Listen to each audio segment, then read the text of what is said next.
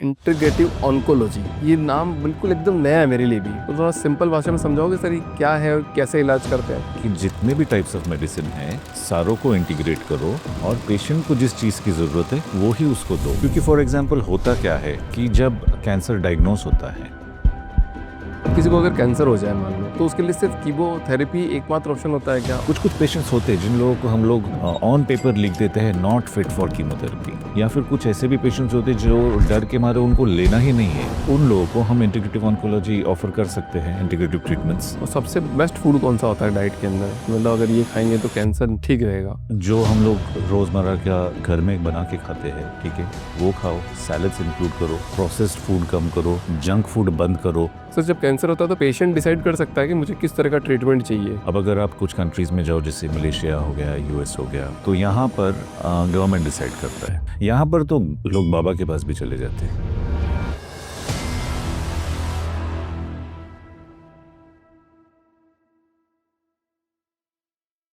Doctor Sandeep Roy sir, बहुत बहुत स्वागत है आपका द फाउंडर्स ड्रीम के अंदर सर। सारे फाउंडर की कम्युनिटी है, बहुत काम कर करके स्ट्रेस आ जाता है लोगों को, टेंशन आ जाती है। कैंसर जैसी बीमारी भी हो सकती है और उसका इलाज तो कहीं संभव भी है कहीं असंभव भी है, अभी तक भी ऐसा देखने को मिलता है हमको। बट आपके पास एक वर्ड आया सुनने को मिला जब मैंने आपके बारे में स्टडी किया, वो है इंटीग्रेटिव ऑन्कोलॉजी। ये नाम बिल्कुल एकदम नया है मेरे लिए भी, मैंने पहली बार ही सुना है और शायद बहुत सारी ऑडियंस इस नाम को पहली बार सुन रही होगी। तो थोड़ा सिंपल भाषा में समझाओगे सर ये क्या है और कैसे इलाज करते हैं? इंटीग्रेटिव ऑन्कोलॉजी मैं खुद पिछले 25 साल से प्रैक्टिस कर रहा हूँ। उसका अवेयरनेस थोड़ा सा कम है इंडिया में। अदरवाइज इंटीग्रेटिव का मतलब है कि सबको साथ में लेके चलना। अगर मैंने एक पर्टिकुलर सब्जेक्ट पे स्टडी किया है तो मैं सिर्फ उसी के बारे में जानता हूँ और मैं उसी को सही समझता हूँ और मैं उसी से पेशेंट को ट्रीट करूँगा। इससे बेटर है कि जितने भी टाइप्स ऑफ मेडिसिन हैं सारों को इंटीग्रेट करो और पेशेंट को जिस चीज़ की ज़रूरत है वो ही उसको दो। अगर 3 चीज़ों की ज़रूरत है, 3 तो उसको 3 दो। कोई एक चीज़ पे फ़ोकस मत करो, ठीक है? 3 चीज़ की ज़रूरत है या 2 की ज़रूरत है, 10 की ज़रूरत है। पेशेंट को जिस चीज़ की ज़रूरत है, वो सब उनको दो। क्योंकि फॉर एग्ज़ाम्पल होता क्या है कि जब कैंसर डायग्नोस होता है, सबसे पहले पेशेंट क्या होता है, कैंसर डायग्नोस हो गया, पेपर आया हाथ में, तो पेशेंट तुरंत मरने जाता है, ठीक है? तुरंत कैंसर फैलने जाता है। सबसे पहले वो डिप्रेशन में जाता है कि मैं क्यों? मुझे कैसे हो गया? ये कैसे हो सकता है? ठीक से देखो, ये मेरा रिपोर्ट तो है कि नहीं? कैसे बोलते हैं आप? तो डिनायल में जाते हैं। सिर्फ़ उसको कीमो देना है या फिर सिर्फ़ उस ट्यूमर को ट्रीट करना है, लेकिन वो डिप्रेशन में जो जा रहा है उसका क्या? ठीक है, तो साथ में उसका मेंटल हेल्थ ठीक रहे, इसका भी केयर करो। ये हमने इंटीग्रेट कर दिया। यहाँ पर ट्यूमर है, लेकिन यहाँ पर जो डिप्रेशन है उसका क्या? तो इंटीग्रेशन इज़ अबाउट एवरीथिंग। तो सर मतलब इंडिया में तो ज़्यादातर ये देखा जाता है कि कीमोथेरेपी पे ही जाना है, मतलब एक ही ऑप्शन चूज़ किया जाता है, ऐसा क्यों? क्योंकि वही सिखाया गया है और जिन लोगों ने थोड़ा-सा अलग हट के थोड़ा कुछ और भी सीखा है, जैसे मैंने खुद यूरोप में जाकर काफ़ी सारी बाकी इंटीग्रेटिव मेडिसिन्स का भी स्टडी किया है, ठीक है? तो वो उन सारी चीज़ों को हम लोग यहाँ पर आके मैं जब इंटीग्रेट कर रहा हूँ ऐसा बोलता हूँ, तो इसका मतलब ये नहीं कि वो मैंने स्टार्ट किया है, वो ऑलरेडी 100 साल से बाहर चल रहा है। दुनिया भर में वो चल रहा है, उसको हम लोगों ने इंडिया में इंट्रोड्यूस कराया है। अब आपने कहा कि आपने पहली बार इंटीग्रेटिव ऑन्कोलॉजी सुना। इसका प्रॉब्लम ये है कि उसका अवेयरनेस कम है। बात कम कर रहे हैं लोग इसके बारे में। उसका अवेयरनेस ज़्यादा नहीं है, ज़्यादा लोग इंटीग्रेटिव मेडिसिन प्रैक्टिस नहीं करते हैं, ज़्यादा थेरेपीज़ को इंटीग्रेट नहीं करते हैं। अब मैं पिछले हफ्ते ही कोरिया से आया हूँ। वहाँ पर हाइपरथर्मिया पे एक कॉन्फ्रेंस था, इंटरनेशनल कॉन्फ्रेंस था। इंडिया से हम 3 लोग थे, ठीक है? बाकी दुनिया भर से 700-800 लोग थे। इंडिया से हम कितने थे? 3 लोग थे। हाइपरथर्मिया एक ट्रीटमेंट मोडालिटी है, एफडीए अप्रूव्ड ट्रीटमेंट मोडालिटी है कैंसर के लिए, ठीक है? लेकिन हम लोग यहाँ पर बात ही नहीं। कुछ कॉर्पोरेट हॉस्पिटल्स ने मशीन्स लिए हैं, लेकिन यूज़ नहीं हो रहा है। Hyperthermia is a very good treatment modality for cancer. But sir ऐसा बोला जाता है कि जैसे भीड़ वहाँ पे लगती है जहाँ पे कुछ इलाज हो रहा होता है, सही चीज़ें हो रही होती है, अवेयरनेस तो ऑटोमेटिकली हो जाती है। तो क्या सिर्फ कीमोथेरेपी से ज़्यादा इलाज हो रहे हैं, ज़्यादा लोग सक्सेस रेट ज़्यादा है इसलिए वहाँ पे जा रहे हैं? क्योंकि अवेयरनेस तो तब होगी जब लोग उसका रेफ़र देंगे। मैंने ये बिल्कुल नहीं कहा कि कीमोथेरेपी अच्छा ट्रीटमेंट नहीं है। कीमोथेरेपी बहुत अच्छा ट्रीटमेंट है, लेकिन कीमोथेरेपी के बावजूद भी फेलियर्स है उसके। तो उस समय जब रिकरेंस हो रहा है, तो हम नॉन रिकरेंस के लिए क्या कर रहे हैं? ठीक है, ज़्यादा कुछ नहीं कर पा रहे। ज़्यादा भीड़ वहाँ पर है क्योंकि उसके बारे में उसका अवेयरनेस बहुत ज़्यादा है। ठीक है, गवर्नमेंट सपोर्ट उसको बहुत ज़्यादा है। यहाँ पर उतना अवेयरनेस, उतना सपोर्ट सिस्टम नहीं है, इस वजह से ये स्लो ग्रोइंग है। लेकिन मेरे पर्सनल प्रैक्टिस में मुझे आज तक बाहर जो है उसका अवेयरनेस थोड़ा ज़्यादा है इंडिया से, क्योंकि मैं इतने सालों से कर रहा हूँ और मेरे काफ़ी रिसर्च पेपर्स पब्लिश हो चुके हैं, प्रेजेंट हो चुके हैं दुनिया भर में, यूरोप में मल्टीपल टाइम्स, एशिया में मल्टीपल टाइम्स। गवर्नमेंट के जो कॉन्फ्रेंसेस कुछ इंडिया में ऑर्गेनाइज हुए हैं, कुछ दुबई में ऑर्गेनाइज हुए हैं, वहाँ पर गवर्नमेंट के कॉन्फ्रेंसेस में मैंने प्रेजेंट किया है। तो इस वजह से मेरे पास लोग सर्च कर कर के अराउंड 44 कंट्रीज से मेरे पास पेशेंट आए हैं। सिर्फ इंडिया नहीं, सिर्फ एक सिटी नहीं, ठीक है, इंडिया के करीब करीब हर सिटी से तो है, लेकिन 44 अलग कंट्रीज से भी पेशेंट यहाँ पर आए हैं। सो सर इंटीग्रेटिव ऑन्कोलॉजी में ये सिर्फ एक सपोर्टिव सिस्टम की तरह काम करता है या फिर वास्तव में कैंसर का इलाज कैसे हो रहा है इसमें? जैसे मैंने कहा, कोई एक ट्रीटमेंट मोडालिटी काम नहीं करेगा, ठीक है, जिसको जो ज़रूरत है उसको वो दिया जाएगा। For example mistletoe therapy, mistletoe therapy is suppose to be chemotherapy के बाद सबसे ज़्यादा स्टडी किया गया मोड ऑफ कैंसर ट्रीटमेंट है मिसिल्टो, ठीक है। तो उसके करीब 130 से ऊपर क्लिनिकल ट्रायल्स हैं, करीब 7-8 हज़ार रिसर्च पेपर्स है। आप गूगल करो, आपको सारा कुछ मिल जाएगा। आईवीसी जो है, आईवीसी ये एक क्लास 1 साइटोटॉक्सिक एजेंट है, ठीक है, लेकिन उसको एक पर्टिकुलर डोज पे ही देना होता है। आप अगर किसी भी डोज में दोगे तो उसका कोई काम नहीं है। एक हाइपरथर्मिया भी है। हाइपरथर्मिया, हाइपरथर्मिया एक particular type of heat generate करता है, ठीक है, उसमें भी अलग अलग टाइप से होल बॉडी हाइपरथर्मिया है, लोकलाइज्ड हाइपरथर्मिया है, सिस्टमिक हाइपरथर्मिया है। अगर कैंसर अगर स्प्रेड हुआ है तो उसके लिए सिस्टमिक या होल बॉडी हाइपरथर्मिया दिया जाएगा। अगर लोकलाइज्ड है तो फिर उसको लोकलाइज्ड हाइपरथर्मिया दिया जाएगा, ठीक है। तो उसमें रेडियो फ्रीक्वेंसी हाइपरथर्मिया है, उसमें far infrared hyperthermia, near infrared hyperthermia, UV hyperthermia, काफ़ी टाइप से अलग अलग पेशेंट्स को अलग अलग तरीका दिया जाता है। मतलब ऐसा बोला जाता है कि बहुत सारी चीज़ें डब्ल्यूएचओ से अप्रूव्ड होती है, तो क्या ये टर्म्स भी डब्ल्यूएचओ से अप्रूव्ड है? डब्ल्यूएचओ कुछ अप्रूव नहीं करता है, डब्ल्यूएचओ एक रेगुलेटरी बॉडी है। पता नहीं लोगों को किसने बताया है कैसे कि डब्ल्यूएचओ अप्रूव करता है। डब्ल्यूएचओ मॉनिटर करता है, डब्ल्यूएचओ अलग अलग कंट्रीज में उसका हेल्थ का प्लानिंग करता है। डब्ल्यूएचओ कोई ट्रीटमेंट अप्रूव नहीं करता है, वो उसका काम नहीं है, उसके लिए अलग बॉडीज है। मिसकंसेप्शन है लोगों में। मिसकंसेप्शन है कि डब्ल्यूएचओ अप्रूव करता है। अच्छा सर, किसी को अगर कैंसर हो जाए मान लो, तो उसके लिए सिर्फ कीमोथेरेपी एकमात्र ऑप्शन होता है क्या? और मान लो अगर ऐसा बोला जाता है कि किसी एक पर्टिकुलर इलाज से कोई आदमी अच्छा भी हो जाएगा और कोई एक पर्टिकुलर इलाज से आदमी की तबीयत खराब भी हो जाएगी, तो कीमोथेरेपी के अंदर कौन से ऐसे पेशेंट हैं जिनको और वर्स सिचुएशन हो जाती है? देखो, अगर वो पर्टिकुलर कीमो को रेजिस्टेंट है तो उसका कुछ यूज़ नहीं होगा। अगर पेशेंट का वेट ठीक नहीं है या उसकी इम्यूनिटी ऑलरेडी कम है, तो इन पेशेंट्स को, कुछ-कुछ पेशेंट्स होते हैं जिन लोगों को हम लोग ऑन पेपर लिख देते हैं नॉट फिट फॉर कीमोथेरेपी, ठीक है? तो उन लोगों को नहीं दे सकते। अब जब ये जो पेशेंट है, जो लोग नॉट फिट फॉर कीमोथेरेपी है, या फिर कुछ ऐसे भी पेशेंट्स होते हैं जो डर के मारे उनको लेना ही नहीं है, हम कुछ और कर लेंगे लेकिन ये नहीं करेंगे, या फिर मर जाएँगे लेकिन ये नहीं करेंगे। तो इन पेशेंट्स का क्या? इन पेशेंट्स को क्या हम लोग छोड़ दें मरने के लिए? नहीं। तो इन पेशेंट्स को ये कभी कुछ अनसाइंटिफिक ट्रीटमेंट्स की तरफ चले जाते हैं।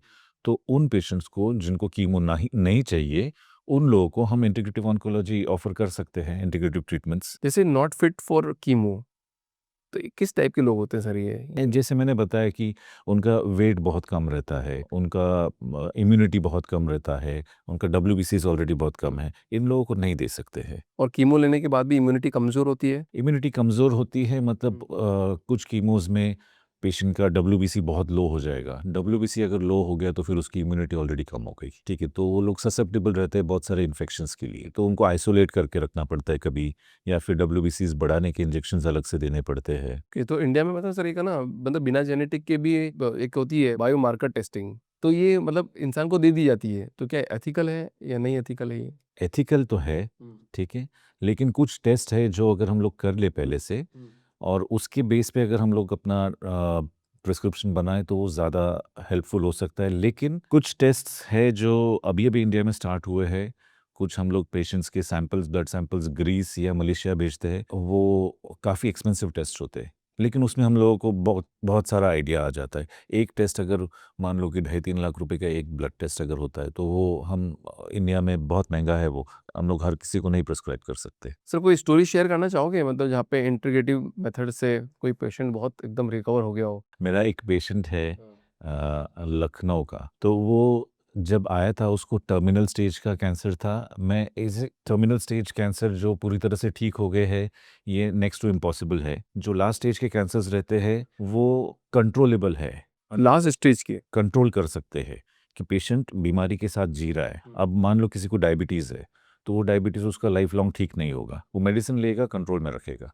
वैसे ही हम लोग इसको कंट्रोल कर सकते हैं और काफ़ी साल, काफ़ी महीने पेशेंट का लाइफ बढ़ा सकते हैं। तो इसलिए जो टोटल क्योर केसेस भी है लेकिन बहुत कम है। तो मेरा ये एक पेशेंट है, मैं उनका नाम नहीं ले रहा हूँ, उनको एक बोन सेट की जैसा 4 लोग उठा के लाए थे, ठीक है, चल भी नहीं पा रहे थे, टर्मिनल केस।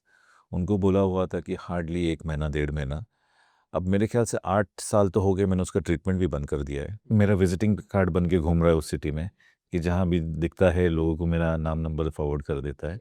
बट जो सिर्फ स्किन और बोन था, आज वो 100 किलो के ऊपर का आदमी है, बिल्कुल fit and fine, no medicines, nothing. ठीक है, ऐसे पेशेंट्स बहुत कम होते हैं, लेकिन इस पेशेंट को मैं भूलूंगा नहीं कभी। सर ऐसा बोला जाता है ना कैंसर होता है तो कैंसर में तो मरना ही है मतलब तो कोई चांसेस ही नहीं है, पहले भी तो ऐसा बोला जाता था बट अभी जैसे आपने बोला फोर्थ स्टेज में भी आप जाके उसको रोक पा रहे हो, तो ऐसा अपन ने क्या खोज लिया मेडिकल साइंस ने कि वो फोर्थ स्टेज पे रुक पा रहा है? हम उसको कंट्रोल कर रहे हैं, यही तो चीज़ है कि इंटीग्रेट करो। सिर्फ एक चीज़ पे अगर आप भरोसा करोगे, मान लो कि मैंने उसको एक ही मेडिसिन दिया, मैंने कीमोथेरेपी सीखा है, मैंने कीमोथेरेपी ही देना है उसको, ठीक है, सर्जन ने सर्जरी सीखा है, वो सर्जरी ही करेंगे। लेकिन अगर हम मल्टीडिसिप्लिनरी, अब हमारा hospital for example is the only hospital in India, a multi speciality hospital in India which has a fully functional department of integrative oncology. मतलब मेरे साथ में कार्डियोलॉजिस्ट भी है, नेफ्रोलॉजिस्ट भी है, गैस्ट्रोएंटरोलॉजिस्ट है, ऑर्थोपेडिशियन है, फिजिशियन है। पेशेंट को अगर ज़रूरत पड़ती है, ठीक है, कि आज एक ऑर्थोपेडिशियन ने देखना ज़रूरी है पेशेंट को, तो वो लोग आते हैं, देख लेते हैं। गैस्ट्रोएंटरोलॉजिस्ट की ज़रूरत है, वो आएंगे, एंडोस्कोपी की ज़रूरत पड़ती है, वो करेंगे। ऐसा नहीं है कि मेरा पेशेंट है तो सिर्फ मैं ही देखूंगा, मैं ही करूंगा। इसमें इंटीग्रेट करो, सारों को लेके चलो। मैंने एक पॉडकास्ट किया था सर, उसमें बोला वो एक किसी ने बोला कि सॉरी टू इंटरफेयर बट किसी ने बोला कि डॉक्टर में ईगो ज़्यादा होते हैं, कि वो बोलते हैं कि मेरी बात ज़्यादा, मेरी बात ज़्यादा। तो क्या ये बात यहाँ पे सच साबित हो रही है? मेरे क्लासमेट्स भी है जो ऐसा करते हैं कि अच्छा। मेरा ट्रीटमेंट ले रहे हो तो मेरा ही लेना है, दूसरे के पास नहीं जाना है। लेकिन मेरा कहना है कि अगर पेशेंट को भरोसा है पूजा पाठ पे तो करे, ठीक है, सिर्फ मुझे बता के करे। पेशेंट को कुछ आयुर्वेदिक लेना है, सिर्फ मुझे बता के ले। पेशेंट को कुछ और लेना है, आपको भरोसा है, ठीक है, लो, सिर्फ हमको बता के लो ताकि हम हमारा भी डोज उस हिसाब से मॉनिटर करें या चेंज करें। आप तो सर इतनी बड़ी कैंसर की बात कर रहे हो इससे, मैं तो आपको एक छोटा सा एग्जांपल शेयर करता हूँ कि अगर किसी के अगर दांत दांत भी निकलवाना होगा, मतलब आपने किसी और शहर से दांत निकलवाया अपना और वहाँ पे स्टिचेस लगवाए और किसी और शहर में अगर आप कटवाने गए उसको, तो डॉक्टर बोलेंगे नहीं आप वैसे तो नहीं। नहीं। ऐसा नहीं होना चाहिए, अगर हो रहा है तो गलत है। मतलब अब ईगो की बात आई है इसलिए मैंने बात शेयर करने का सोचा, मैंने कहा एक बात शेयर कर ली जाए, क्योंकि बोल देते ना कि ये तो मेरे यहाँ का नहीं है, मैंने नहीं किया था तो I can't do it. Injection तक नहीं लगाते सर, मतलब आप बताओ, मतलब मैंने खुद एक्सपीरियंस की है ये चीज़ कि आपने उस हॉस्पिटल से लिखवाया है ये, आप मेरे इस क्लिनिक में लगवाने आ रहे हो। पहले तो वो डॉक्टर, अच्छा कौन है डॉक्टर, क्या है, कहाँ है, मैंने कहा इंजेक्शन लगाना सर, प्रिस्क्राइब आप ही हो ना, आप ही का प्रिस्क्रिप्शन है ना। मैंने कहा मत लगाओ, एक काम करो, छोड़ो, मैं वहीं जाके लगवा लेता हूँ। अच्छा सर, आईसीएमआर की एक रिपोर्ट आई है, उसमें मतलब 2022 के अंदर 14 लाख से भी ज़्यादा केसेस है कैंसर के जो दर्ज हुए हैं, और सिर्फ अभी भी स्टिल कीमो और रेडिएशन तक ही सीमित है। सिर्फ गवर्नमेंट फंडिंग यहाँ पे कर रही है, इस वजह से हो रहा है, या क्या मेन रीज़न है इसका? अल्टरनेटिव सॉल्यूशंस क्यों नहीं आ रहे हैं? ऑल्टरनेटिव सॉल्यूशंस है। अभी फॉर एग्जांपल एक नया सिलेबस गवर्नमेंट लेके आ रहा है, उसके लिए काफ़ी लोगों का व्यूज़ मांगे गए हैं। तो उसमें मैं अपने भी व्यूज़ डालने वाला हूँ, जिसमें मैं इंटीग्रेटिव ऑन्कोलॉजी के जो जिस भी ट्रीटमेंट के बारे में मैंने बात किया, वो मैं सिलेबस में सजेस्ट करने वाला हूँ कि गवर्नमेंट उसको सिलेबस में इंक्लूड कर ले, ताकि जो हम 25 साल से कर रहे हैं उसका उतना अवेयरनेस नहीं है फिर भी, ठीक है। अगर गवर्नमेंट का सपोर्ट मिल जाएगा तो उसमें बहुत ज़्यादा अवेयरनेस हो सकता है। सर जैसे टबैको पे लिखा होता है कॉजेस कैंसर, मतलब एक कारण है, ऐसा तो नहीं लिखा होता शायद कि टबैको ही कारण है कैंसर का? टबैको एक कारण है, एक कारण है, एक कारण है। हो सकता है। उससे हो सकता है। कुछ लोग होते हैं जो लाइफ लॉन्ग स्मोकिंग करते हैं लेकिन इनको नहीं होता है। कुछ लोग नॉन स्मोकर्स होते हैं जिनको कुछ बीमारी है, किसी तरह का कैंसर हो जाता है। तो अब जैसे आपके यहाँ पे भी टबैको पुअर डाइट से जो कैंसर होते हैं या फिर मतलब जो भी इनएक्टिविटीज होती है उनके कारण जो कैंसर होते हैं उनका भी ट्रीटमेंट आप लोग करते हैं? हाँ, बिल्कुल करते हैं हम सारे तरह का कैंसर। क्योंकि टबैको वाला केस को तो कोई हाथ पे लेना चाहता नहीं है। नहीं, नहीं, ऐसा बिल्कुल भी नहीं, ऐसा बिल्कुल भी नहीं है। मैं आपके साथ चाहे तो एक वीडियो शेयर करूँगा, जिसमें एक झारखंड का एक पेशेंट आया था, मेरे अभी भी ट्रीटमेंट चल रहा है उनका, जिसका वीडियो देख के मैंने सोचा कि भगवान इसको और पनिश मत करो। क्योंकि उसका जब मेरे पास वीडियो आया, तो यहाँ से लेके यहाँ तक पूरा फटा हुआ, मतलब मुँह के अंदर ग्रेनेड डाल के बर्स्ट किया है, इस तरह का फटा हुआ पूरा। ठीक है, लेकिन वो लोग आ गए, अब ट्रीट तो करना है। विदिन अ मंथ उसका करीब-करीब 30 टू 40% कम हो गई। अब उसने सोचा कि ये कम होना शुरू हो गया है, अब ठीक ही हो जाएगा। वो फिर 3 महीने नहीं आया। अब 3 महीने बाद फिर आके बोलता है कि नहीं, कम नहीं हो रहा है, करो। ओरल कैंसर इस स्टेज का भी हम लोग लेते हैं, हम लोग ट्रीट करते। ऐसा नहीं है कि टबैको का कैंसर है तो फिर उसको छोड़ देंगे। सबसे वर्स्ट कैंसर कौन सा होता है सर? सबसे ज़्यादा जल्दी फैलने वाला, सोचने का टाइम ना देने वाला, सीए पैनक्रियाज़ एक हुआ, फिर गॉल ब्लैडर 2 नंबर पे आ सकता है, देन ब्रेन पहले वाले को ट्यूब। थोड़ा एलोबरेट करोगे सर कि कहाँ पे होता है, किस तरह का? पैनक्रियाज़ जो हमारे डाइजेस्टिव सिस्टम का एक ऑर्गन है, तो सीए पैनक्रियाज़ जो होता है वो बहुत फास्ट ग्रो करता है।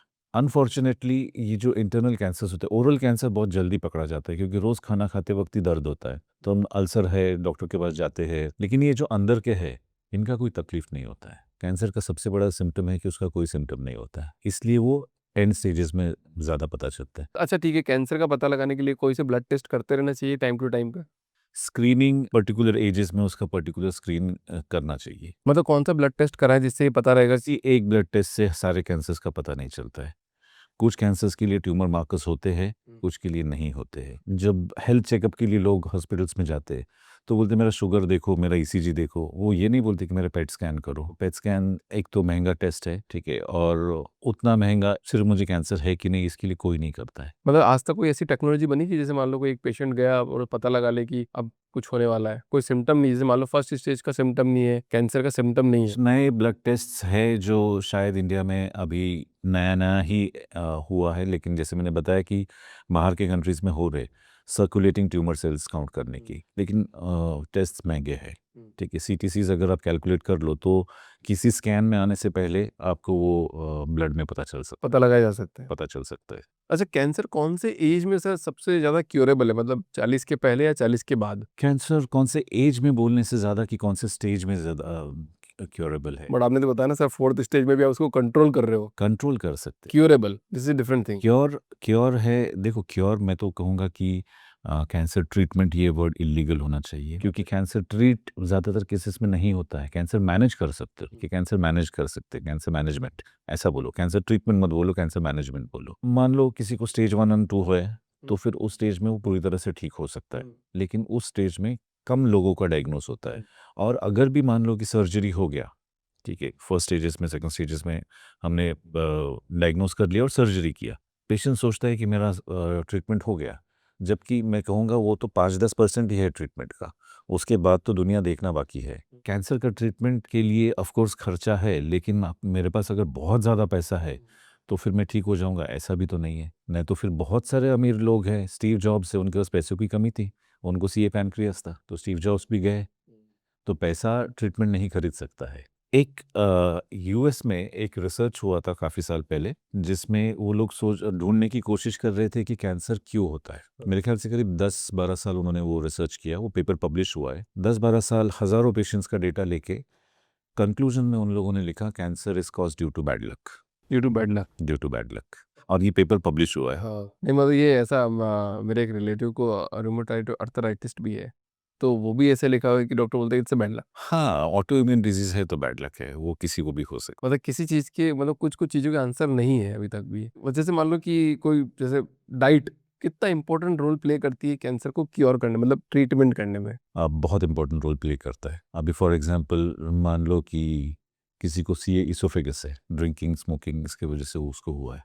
वो ट्रीटमेंट भी ले रहा है, ड्रिंकिंग अभी भी चल रहा है, तो उसको और उसने रोज़ रात को खाना खाते वक्त ड्रिंक ले रहा है। मेरा है पेशेंट, ठीक है, रोज़ रात को खाना खाते वक्त ड्रिंक्स ले रहा है, लेकिन उसको हुआ है उसी वजह से। उसने उसको अपना डाइट का प्लान बना लिया है, तो वो तो डाइट में नहीं आ सकता है। नहीं हो सकता। ठीक है, ये छोड़ो, ये एडिक्शन की बात हो गई, लेकिन हमको क्या खाना है उससे ज़्यादा ज़रूरी है कि हमको क्या नहीं खाना है। एक प्रॉपर बैलेंस डाइट हमारे यहाँ पर हम लोग सजेस्ट करते कि ये खाओ, ये खाओ, ये मत खाओ, तो एक बैलेंस डाइट होना बहुत ज़्यादा ज़रूरी है। और सबसे बेस्ट फूड कौन सा होता है डाइट के अंदर, मतलब अगर ये खाएंगे तो कैंसर ठीक रहेगा, बेस्ट डाइट अगर आप कुछ बताना चाहो ऐसे नॉर्मल डाइट? जो हम लोग रोज़मर्रा का घर में बना के खाते हैं, ठीक है, वो खाओ, सैलड्स इंक्लूड करो, प्रोसेस्ड फूड कम करो, जंक फूड बंद करो, ये सारा रखो, प्रोपोर्शन में रखो, इट इज़ द बेस्ट। पर आजकल तो जितना फूड्स भी आ रहा है वो उसमें भी तो थोड़ा हैम्परिंग कर रहे हैं। तो इसीलिए मैंने कहा प्रोसेस्ड फूड बंद करो, प्रोसेस्ड नहीं खाना है, घर में बनाओ। मैं 360, मेरे घर में साल का 365 दिन खाना बनता है, ठीक है, मेरे मेरे पास मोबाइल में ना फूड डिलीवरी ऐप्स नहीं है, एक भी कभी मंगाया भी नहीं आपने?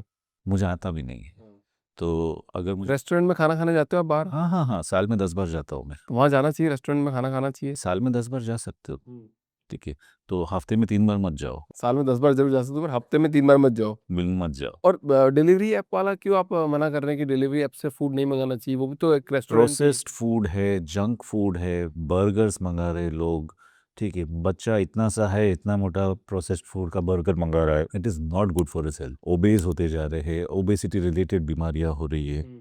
सर जब कैंसर होता है तो पेशेंट डिसाइड कर सकता है कि मुझे किस तरह का ट्रीटमेंट चाहिए, या डॉक्टर को डिसाइड करना होता है कि आपको इस तरह का ट्रीटमेंट देना ही पड़ेगा? फॉर्चुनेटली इंडिया में पेशेंट भी डिसाइड कर सकता है, कभी कभी डॉक्टर एडमिट हो जाते हैं कि नहीं, ये नहीं, आपको वो ही लेना, मैं जो बोल रहा हूँ वही लेना होगा। अब अगर आप कुछ कंट्रीज़ में जाओ, जैसे मलेशिया हो गया, यूएस हो गया, तो यहाँ पर गवर्नमेंट डिसाइड करता है। यहाँ पर अगर मैं चाहूँ कि पेशेंट अगर चाहे कि मुझे होम्योपैथी लेना है, ठीक है, उसको कौन रोकेगा? वहाँ पर जेल में लेके जाएँगे। तो यहाँ पर जा सकते हो आप। यहाँ पर तो लोग बाबा के पास भी चले जाते हैं, ठीक है, कि मुझे ये ठीक कर दो, हैं? और वो लोग भी गारंटी देते हैं। मैं तो कहता हूँ कि जो गारंटी देता है, जो भी आदमी गारंटी देता है कि मैं इसको 100% ठीक कर दूँगा, वहाँ से पहले उठ के निकलो। कोशिश कर सकते हैं, गारंटी कोई नहीं दे सकता। जो भी गारंटी दे रहा है वो झूठ बोल रहा है। मतलब साइकोलॉजी कितनी इम्पैक्टफुल होती है सर, मतलब अगर किसी को कैंसर हो जाए तो वो बोले कि नहीं मेरे को नहीं हुआ, मैं ठीक हो जाऊँगा? एक मेरा patient in the initial days of my career जो सीए लंग था, तो उसका ट्यूमर बढ़ रहा था, तो उसका डायग्नोसिस के 2 साल बाद मेरे पास आया, तो काफ़ी सारा उसको रिलीफ हुआ, लेकिन वन फाइन डे उसने बोला कि नहीं, मुझे अब कुछ नहीं करना है, मेरे बच्चे मेरा ख्याल नहीं रखते, मुझे मर जाना है। I don't know why how, unfortunately same day he passed away. तब से मैं मेरे करीब हर पेशेंट को पूछता हूँ कि आपको प्री डायग्नोसिस कोई स्ट्रेस था क्या? आप यकीन नहीं मानोगे, 90% ओवर 90% केसेस में स्ट्रेस पेशेंट्स को रहा है प्री डायग्नोसिस, ठीक है। अब मैं एक बुक लिख रहा हूँ, तो उसमें ये चीज़ मैं मेंशन कर रहा हूँ। स्ट्रेस एक बहुत बड़ा कारण हो स्ट्रेस सकता एक बहुत बड़ा कारण हो सकता है। है? 80% मान सकते हैं क्या, मतलब खाना पीना टबैको वबैको सब एक अलग चीज़ है, बट स्ट्रेस को बड़ा कारण मान सकते हैं क्या? स्ट्रेस को मैं तो बड़ा कारण मानता हूँ। बुक्स में लिखा नहीं है, ये मेरा पर्सनल क्लिनिकल एक्सपीरियंस है। काफ़ी सारे डॉक्टर्स को भी नहीं पता है कि एक पोस्ट ग्रेजुएट सब्जेक्ट है, ठीक है? पोस्ट ग्रेजुएशन का सब्जेक्ट है साइको ऑन्कोलॉजी। तो साइकोलॉजी लोग करते हैं, साइकोलॉजी करके जो काउंसलर बन जाते हैं, लेकिन उसमें एक साइको ऑन्कोलॉजी का भी एक सब्जेक्ट आया है। ये साइको ऑन्कोलॉजिस्ट जो है, पेशेंट्स को प्लस उनके रिलेटिव्स को, उनके केयर टेकर्स को, ठीक है, इन लोगों का मेंटल हेल्थ ठीक रखने का काम करता है, और ये बहुत इंपॉर्टेंट है, बहुत ज़्यादा इंपॉर्टेंट है। क्योंकि पेशेंट अगर डिप्रेस्ड ही रहेगा, डरा हुआ ही रहेगा, तो फिर वो इस बीमारी की वजह से नहीं तो उस बीमारी की वजह से जाएगा। यहाँ पे ट्रीटमेंट इस चीज़ का चल रहा है, लेकिन सुसाइडल थॉट्स, हाँ, सुसाइडल थॉट, मेरा एक पेशेंट है, था मतलब, जिसने ट्रीटमेंट स्टार्ट किया, वो एक सोशल वर्कर था, काफ़ी लोगों को हेल्प करता था, लेकिन पेशेंट आके मुझसे मिल के गया, और वेरी नेक्स्ट डे मुझे न्यूज़ मिला कि उसने सुसाइड कर लिया। He was a school teacher as well as a social worker. बोले मैं हर किसी का हेल्प करता हूँ, मेरा हेल्प करने के लिए लोग आएंगे, ये मुझसे सहन नहीं होगा, ठीक है। यहाँ पर अगर उसको साइको ऑन्कोलॉजिस्ट का हेल्प मिल जाता, ठीक है, तो शायद वो अभी भी जिंदा रहता। ये बात आपने बहुत सही बोल दी कि मतलब कि मैं किसी की हेल्प करता हूँ, मेरे को किसी की हेल्प की ज़रूरत नहीं है।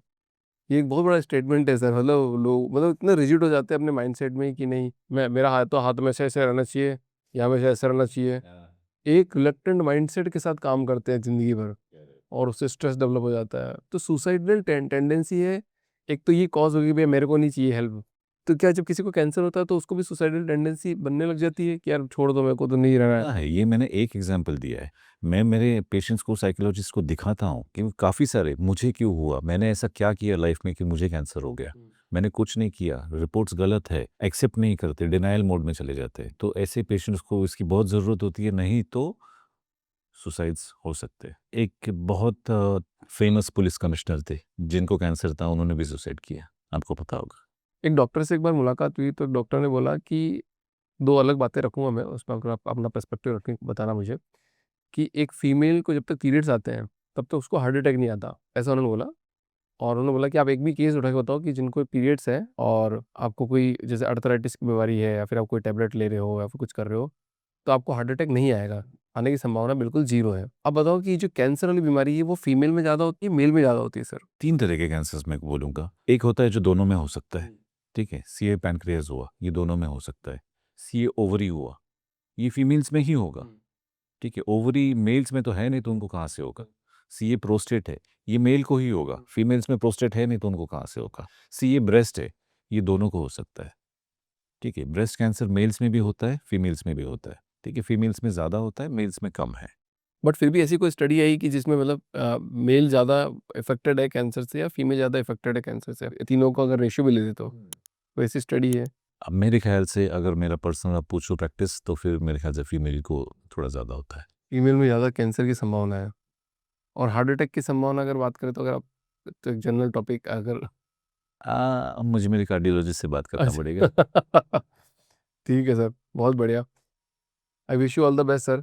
ये जो आपने आज बात टॉपिक उठाया है इंटीग्रेटिव ऑन्कोलॉजी का, जिसमें कैंसर का ट्रीटमेंट हो सकता है, बहुत लोगों तक बात पहुंचनी चाहिए। और जो भी हमारा पॉडकास्ट देख रहे हैं वो लोग शायद अगर शेयर भी कर दें, अगर किसी के पास किसी को कोई ट्रीटमेंट ना मिल रहा हो तो क्या पता हम एक माध्यम हो सकते हैं। So thank you so much sir. उसमें मैं ऐड करना चाहूँगा कि इंटीग्रेटिव ऑन्कोलॉजी ये दुनिया भर में एक रेवोल्यूशन की तरह चल रहा है, ठीक है? इंडिया में अवेयरनेस थोड़ा कम है। मैं जहाँ-जहाँ जाता हूँ, जिस-जिस कंट्री में मैं गया हूँ, मेरे करीब 20 ऐसे कंट्रीज़ हैं जहाँ पर मेरे दोस्त लोग हैं, ठीक है? जो लोग इंटीग्रेटिव ऑन्कोलॉजी प्रैक्टिस कर रहे हैं और फुल फ्लेज प्रैक्टिस कर रहे हैं। इंडिया का अवेयरनेस थोड़ा कम होने की वजह से यहाँ पर पेशेंट्स को वो बेनिफिट मिल नहीं पा रहा है। अदरवाइज़ इंडिया के बाहर आप बहुत सारे कंट्रीज़ में जाओ, जहाँ पर बहुत सारे ट्रीटमेंट मोडालिटीज़ हैं, जो इंटीग्रेट किए जा रहे हैं, ठीक है? मैं आपको थैंक यू बोलना चाहूँगा इस टॉपिक को पॉडकास्ट पे लाने के लिए।